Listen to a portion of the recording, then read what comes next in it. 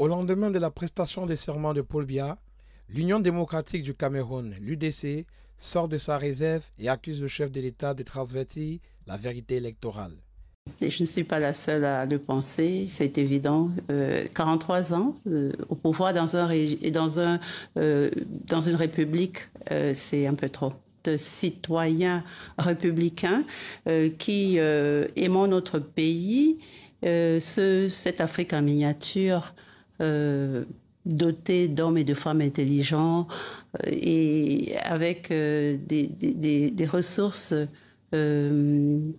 incroyable au cœur du monde comme nous le pensons, avec cette histoire incroyable d'avoir été fille des Nations Unies, la première en Afrique centrale, parce que nous nous rappelons que les Camerounais étaient les premiers à aller aux Nations Unies.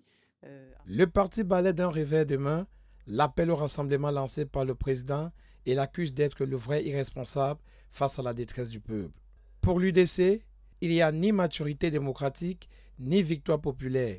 Il n'y a aucune mascarade institutionnalisée. La référence de Paul Biya à la maturité du peuple camerounais lors de son discours d'investiture est, selon le parti, un écran fumé. L'opposition rappelle que le peuple n'a pas reconduit son bourreau, mais a plutôt découvert une fois de plus un processus électoral biaisé, verrouillé et entaché d'irrégularités massives.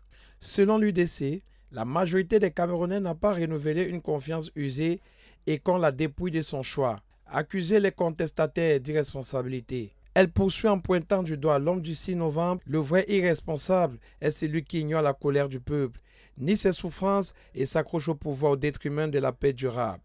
Un jugement qui résonne comme un acte d'accusation politique, voire historique, contre un chef d'État au pouvoir depuis plus de 4 décennies. L'UDC conclut en réaffirmant son rejet des résultats proclamés, qu'elle juge entachés de fraude massive et d'irrégularités documentées. Alors que le régime célèbre une victoire qu'il dit légitime, l'UDC prévient. Une paix fondée sur le déni du peuple est une paix de façade. Et la colère d'un peuple confisqué finit toujours par réclamer sa place.